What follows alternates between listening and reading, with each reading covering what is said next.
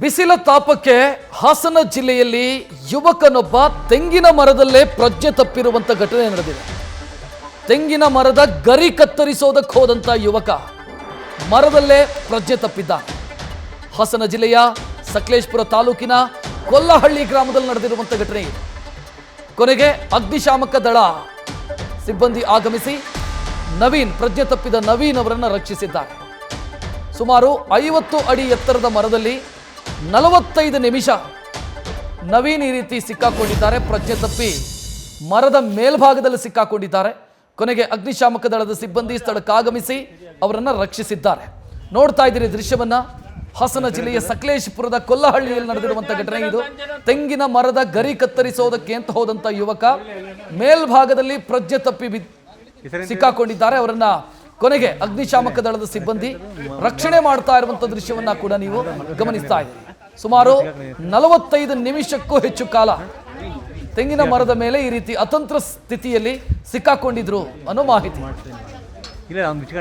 ಹೆಚ್ಚಿನ ಡೀಟೇಲ್ ನೀಡೋದಕ್ಕೆ ನಮ್ಮ ಪ್ರತಿನಿಧಿ ಕಿರಣ್ ಫೋನ್ ಸಂಪರ್ಕದಲ್ಲಿ. ಕಿರಣ್, ಸದ್ಯ ಯುವಕನ ಪರಿಸ್ಥಿತಿ ಹೇಗಿದೆ?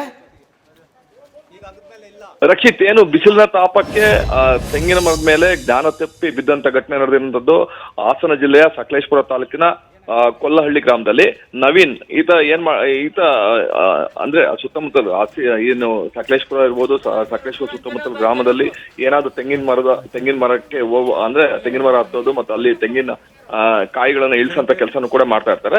ಇದಲ್ಲದೆ ಅದೇ ಗ್ರಾಮದ ಕೊಲ್ಲಹಳ್ಳಿ ಗ್ರಾಮದ ಮಂಜು ಎಂಬರಿಗೆ ಸೇರಿದಂತ ಸಾಕಷ್ಟು ತೋಟ ಇದೆ. ಆ ತೋಟದಲ್ಲಿ ತೆಂಗಿನ ಗರಿಗಳೆಲ್ಲ ಒಣಗಿರುತ್ತೆ. ಈ ಸಂಬಂಧ ನವೀನ್ ಏನ್ ಮಾಡ್ತಾರೆ, ನಾನು ತೆಂಗಿನ ಗರಿಗಳನ್ನ ಕಟ್ ಮಾಡ್ಕೊಡ್ತೀನಿ ಅಂತಾರೆ.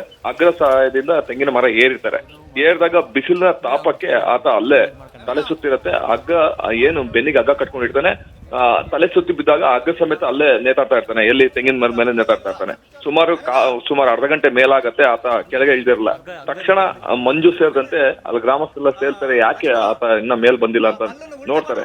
ನೋಡಿದಾಗ ಅಲ್ಲಿ ಆತ ಪ್ರಜ್ಞೆ ತಪ್ಪಿ ಬಿದ್ದಿರ್ತಾನೆ. ಯಾವ ಕಾರಣಕ್ಕೆ ಅಂದ್ರೆ ಬಿಸಿಲಿನ ತಾಪ ಏನು ಹೆಚ್ಚಾಗುತ್ತೆ ಆ ಕಾರಣಕ್ಕೋಸ್ಕರ ಅಲ್ಲೇ ತಲೆ ಸುತ್ತಿ ಬಿದ್ದಿರ್ತಾನೆ. ಮಾತ್ರ ಏನ್ ಸುಮಾರು 50 ಅಡಿ ಎತ್ತರ ಇದ್ರೂ ಕೂಡ ಆತ ಏನು ತೆಂಗಿನ ಮರದ ಮೇಲಿಂದ ಕೆಳಗಡೆ ಬಿದ್ದಿಲ್ಲ. ಯಾವ ಕಾರಣಕ್ಕೆ ಅಂದ್ರೆ ಹಗ್ಗ ಏನ್ ಬೆನ್ನಿ ಕಟ್ಕೊಂಡಿರ್ತಾನೆ ಆ ಕಾರಣದಿಂದ ಕೆಳಗೆ ಬಿದ್ದಿಲ್ಲ. ಕೂಡಲೇ ಸಂಬಂಧಪಟ್ಟ ಅಲ್ಲಿ ಗ್ರಾಮಸ್ಥರಿರ್ಬೋದು, ಮಾಲೀಕ ಏನಿರ್ತಾನೆ ಮಂಜು ವಿಷಯವನ್ನ ಅಗ್ನಿಶಾಮಕ ದಳದ ಸಿಬ್ಬಂದಿಗಳು ತಿಳಿಸ್ತಾರೆ. ಎಚ್ಚೆತ್ಕೊಂಡಂತ ಅಗ್ನಿಶಾಮಕ ದಳದ ಸಿಬ್ಬಂದಿಗಳು ಅಲ್ಲಿ ಕಾರ್ಯಪ್ರವೃತ್ತ ಆಗ್ತಾರೆ. ಮರದ ಮೇಲೆತ್ತಾರೆ, ಅದನ್ನ ಕೆಳಗಿಳಿಸ್ತಾರೆ. ತದನಂತರ ಕೂಡಲೇ ಸಕಲೇಶಪುರ ಸರ್ಕಾರಿ ಆಸ್ಪತ್ರೆಗೆ ಆತನ ಚಿಕಿತ್ಸೆ ಕೊಟ್ಟಿರುವಂತದ್ದು. ಈಗ ಆತನ ಪ್ರಾಣಾಪಾಯ ಏನು ಆಗಿಲ್ಲ. ಒಂದ್ ರೀತಿ ಅದೃಷ್ಟವಶಾತ್ ಆತ ಪ್ರಾಣಾಪಾಯದಿಂದ ಪಾರಾಗಿದ್ದಾನೆ. ಯಾವುದು ಸಾವು ನೋವು ಸಂಭವಿಸಿಲ್ಲ ಅಂತಾನೆ ಹೇಳ್ಬೋದು. ರಕ್ಷಿತ್, ಧನ್ಯವಾದ ಕಿರಣ್ ಮಾಹಿತಿಗೆ. ನ್ಯೂಸ್ ಫಸ್ಟ್, ನಿರ್ಭೀತಿಯಿಂದ ನಿಮ್ಮ ಪರವಾಗಿ.